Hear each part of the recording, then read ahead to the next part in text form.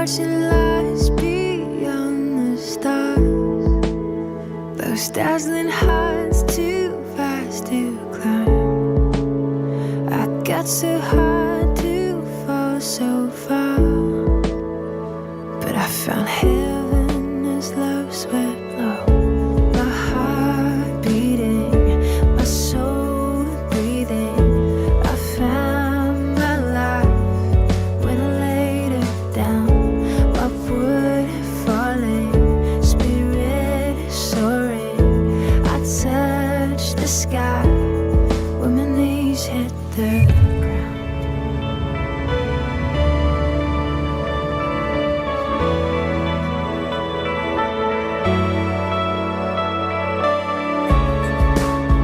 What treasure waits within your skies?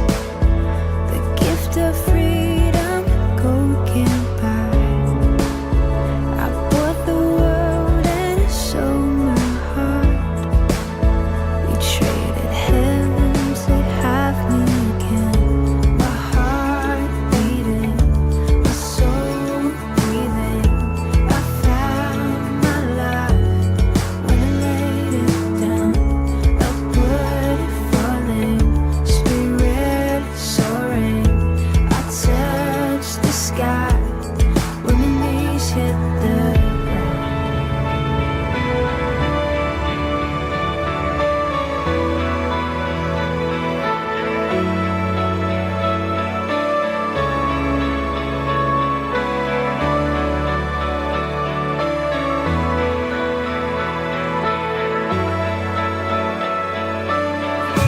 Finally here at your feet again. Everything I am, reaching out, I surrender. Come sweep me up in your love again, and my soul will dance on the wings of forever. Finally here at your feet again. Everything I am, reaching out, I surrender. Sweep me up in your love again, and my soul will dance on the wings of forever. My heart beating, my soul breathing. I found my life when I laid it down. Upward falling, spirit soaring. I touched the sky when my knees hit the ground. My heart beating, my soul breathing. I found my life when I laid it down. Upward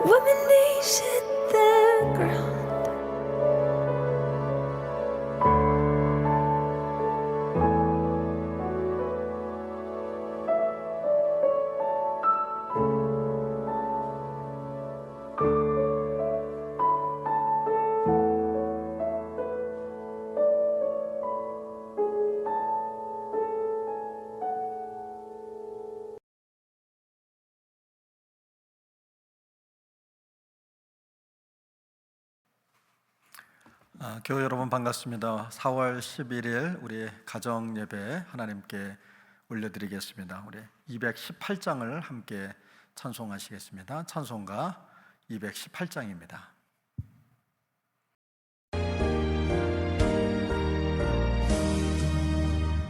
마음과 정성을 다하여서 주 너의 하나님을 사랑하라. 내 몸을 아끼고 사랑하듯 형제와 이웃을 사랑하라. 주께서 우리에게 명하시니 그 명령 따라서 살아가리. 널 미워 해치는 원수라도 언제나 너 그렇게 사랑하라. 널 핍박하는 자 위에서도 진실한 마음으로 복을 빌라. 주께서 우리에게 명하시니 그 명령 따라서 살아가리.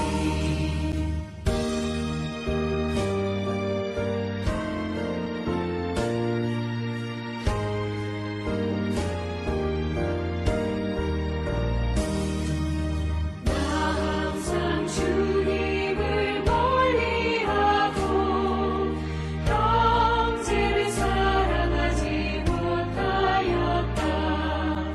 이러한 죄인을 사랑하사 주께서 몸 버려 죽으셨다.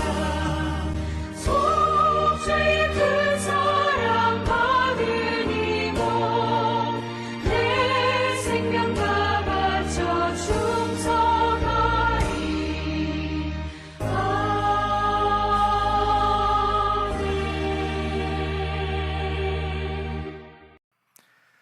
오늘 이 시간 우리에게 주신 하나님 말씀은 출애굽기 22장 1절로 15절 말씀입니다. 출애굽기 22장 1절로 15절 말씀을 한 절씩 교독하시고 마지막 절 합독하겠습니다. 사람이 소나 양을 도둑질하여 잡거나 팔면 그는 소 한 마리에 소 5마리로 갚고 양 한 마리에 양 4마리로 갚을지니라. 도둑이 뚫고 들어오는 것을 보고 그를 쳐 죽이면 피 흘린 죄가 없으나 해 돋은 후에는 피 흘린 죄가 있으리라. 도둑은 반드시 배상할 것이나 배상할 것이 없으면 그 몸을 팔아 그 도둑질한 것을 배상할 것이요. 도둑질한 것이 살아 그의 손에 있으면 소나 나귀나 양을 막론하고 갑절을 배상할지니라.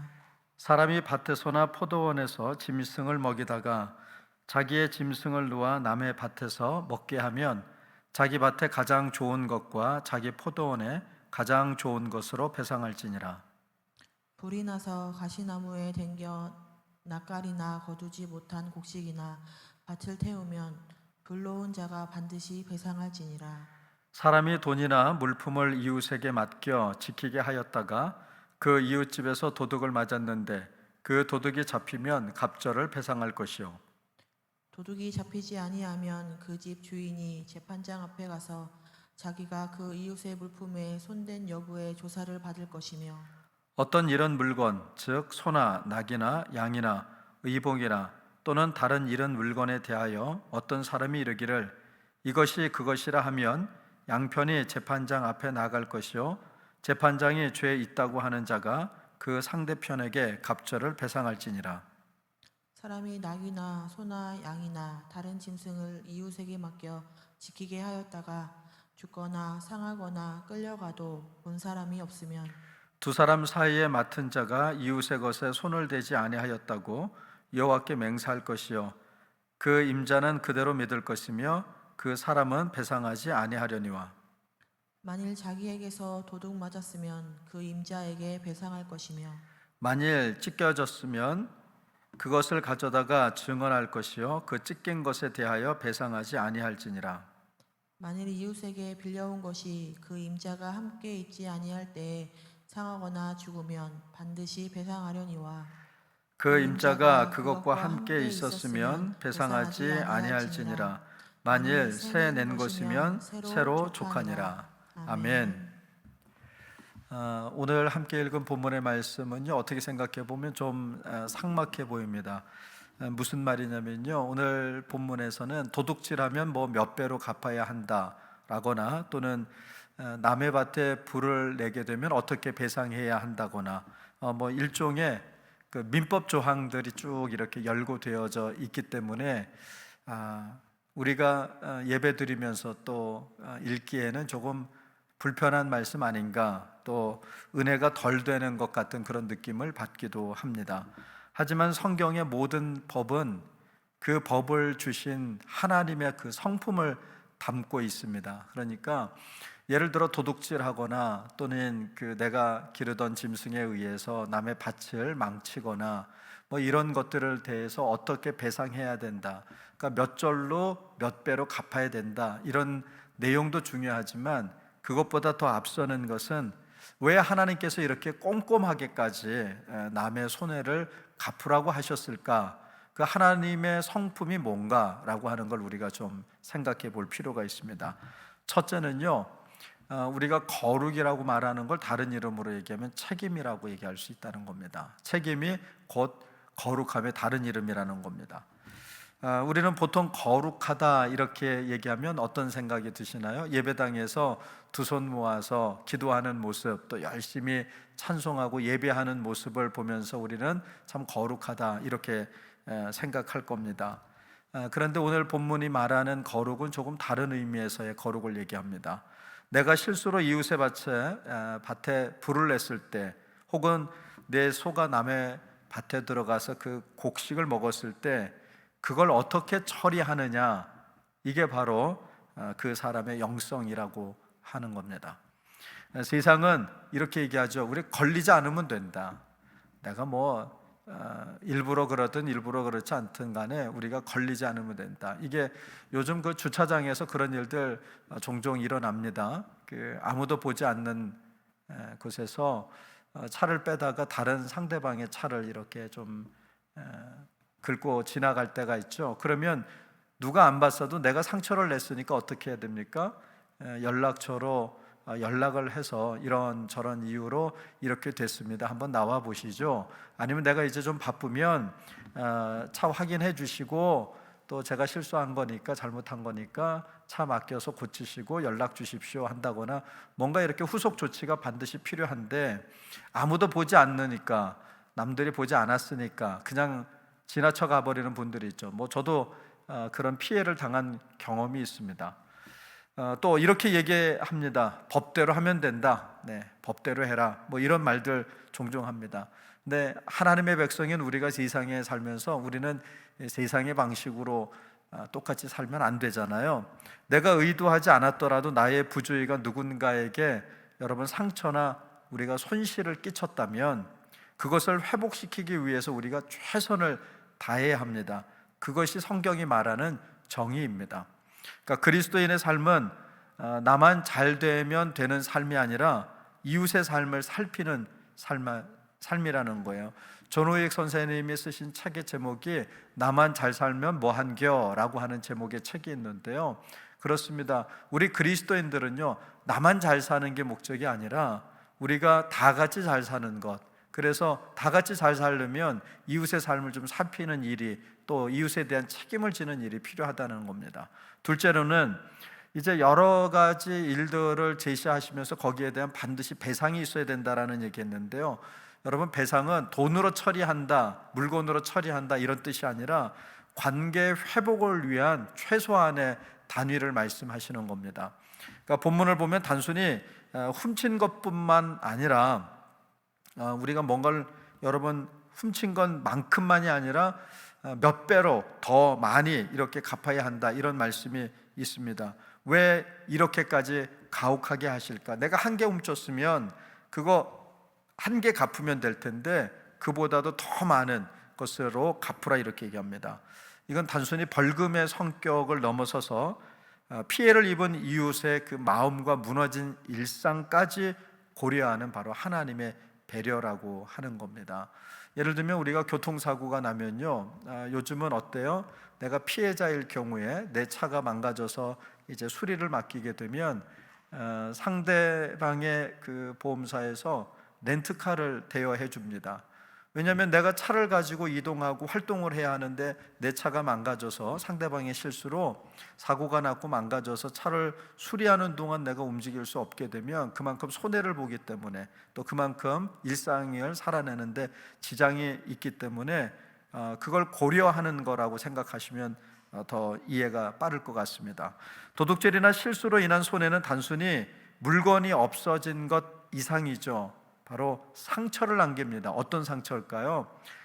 사람에 대한 신뢰가 깨져버리는 겁니다. 예를 들자면요, 내 집에 도둑이 들었다 그러면 아무리 방범창을 새로 달고 조심해서 산다고 하지만 계속 그 집을 드나들 때마다 깨름직합니다. 왜 그렇죠? 누군가 또 내 집에 침입할 수 있겠구나, 이런 생각이 드는 겁니다. 그러니까 결국은 사람을 못 믿게 되는 거예요. 지나가는 사람만 봐도 저 사람이 혹시 우리 집에 또 이렇게 들어오는 강도가 아닐까, 또 나를 해치려고 하는 사람이 아닐까, 뭐 이런 생각하게 되는 겁니다. 여러분, 그래서 단순히 물건 훔치는 것 여기에 머물지 않았다라는 거예요. 바로 우리가 살아가는데 가장 중요한 신뢰가 깨져버렸기 때문입니다. 하나님은 그 깨진 신뢰를 다시 붙이기 위해서 우리가 마땅히 치러야 할 그 대가를 지금 말씀하고 있습니다. 우리 그리스도인들이 세상에서 욕먹는 이유 중에 하나가 있다면 그게 뭘까요? 대개 이런 겁니다. 나 하나님께 회개했으니까 사람에게는 사과할 필요 없다는 식의 태도들. 그러니까 나는 하나님으로부터 용서받았으니까 라는 그런 태도입니다. 영화 밀양에도 보면요, 자신의 그 아들을 유괴하고 살해한 이제 학원장을 이 주인공이 용서하기로 마음을 먹습니다. 이제 하나님을 만나고 믿음 안에 살아가면서 용서하려고 이제 교도소를 찾아가는데요, 교도소에서 이제 면회를 하는데 이 살인자인 그 학원장이 이렇게 얘기합니다. 나는 교도소에서 하나님을 영접했고 또 내 죄를 다 고백하고 하나님으로부터 용서를 받았다, 이렇게 얘기합니다. 그러면서 나는 이미 하나님으로부터 용서받았기 때문에 마음이 편하다, 뭐 이런 식의 이야기를 합니다. 그러자 이 여주인공이 하늘을 쳐다보면서 이렇게 외치는 장면이 있습니다. 내가 용서하지 않았는데 당신이 뭐라고 용서하느냐. 이제 하늘을 보며 상징적인 의미가 있죠. 하나님, 당신이 뭐길래 내가 용서하지 않았는데 당신이 왜 용서하느냐. 여기엔 많은 의미가 담겨져 있어요. 하나님을 향한 원망이라기보다는 우리의 태도인 거죠. 여러분, 우리가 하나님께 나가서 하나님 잘못했습니다 라고 말하는 것, 그거 중요한 일입니다. 그러나 진정한 회개는 하나님께만 드리는 것이 아니라 내가 잘못하고 나의 실수든 어찌됐건 간에 나로 인해서 피해를 입은 사람이 있다면 그 사람에게도 사과하고 또 배상하는 것이 반드시 있어야 한다라는 거예요. 그래서 피해자의 그 마음을 달래는 것, 즉 용서하기와 용서받기가 함께 이루어져야 합니다. 하나님은 오늘 본문을 통해서 분명하게 말씀합니다. 이웃에게 끼친 손해를 갚는 것이 나에 대한 예배다라고 주님이 말씀합니다. 교우 여러분, 사실 오늘 이 말씀을 우리 가정과 일상에 우리가 적용해야 합니다. 미안해, 이 말 한마디로 퉁치고 넘어가는 것이 아니라 내가 준 그 상처만큼, 아니 그보다 더 깊이 그 상대방의 마음을 어루만져 주려고 노력해야 한다라고 하는 겁니다. 하나님께서 우리에게 독생자 예수 그리스도를 보내신 이유도 일종의 여러분 배상 아니겠습니까? 우리가 깨트린 이 세상을, 이제 우리가 망가뜨린 그 하나님과의 관계를 회복시키기 위해서 하나님 스스로가 가장 귀한 제물로 그 값을 치르신 겁니다. 여러분, 그 사랑을 받은 우리는 이제 이웃을 향해서 그리고 가족을 향해서 기꺼이 책임을 지는 사람이 되어야 합니다. 그것이 오늘 본문이 우리에게 주시는 가장 큰 도전이라고 할 수 있습니다. 자, 오늘 이 하루를 살아가시면서 혹시 떠오르는 얼굴이 있다면 그 사람에게 먼저 따뜻하게 다가가 보시는 그런 하루가 되면 좋겠습니다. 그 작은 걸음이 바로 하나님의 나라가 시작되는 걸음이 될 것입니다. 그렇게 책임을 통해서 사랑을 드러내는 저와 여러분들이 다 될 수 있기를 간절히 바랍니다. 기도하겠습니다. 사랑의 하나님, 오늘 출애굽기 말씀을 통해 우리의 일상을 돌아봅니다. 말로만 거룩을 외치고 정작 삶의 현장에서는 이웃의 아픔과 손해에 무관심하지 않았는지 회개합니다. 우리가 누군가에게 끼친 손해나 마음의 상처가 있다면 그것을 외면하지 않고 기꺼이 책임지는 용기를 주옵소서. 우리를 위해 생명을 내어주신 예수님의 그 책임감 있는 사랑을 본받아 우리도 서로의 삶을 돌보고 세워주는 성숙한 믿음의 가족이 되게 하옵소서.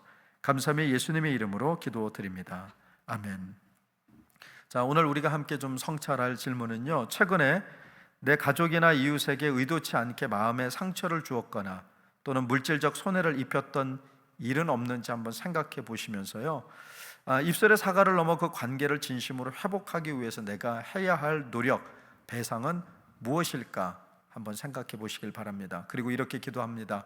우리 가족이 각자의 일터와 학교에서 또 정직하고 책임감 있는 사람으로 살아가게 하시고 우리의 성실함이 깨어진 이웃의 마음을 치유하는 통로가 되게 하소서. 같은 마음으로 기도하겠습니다.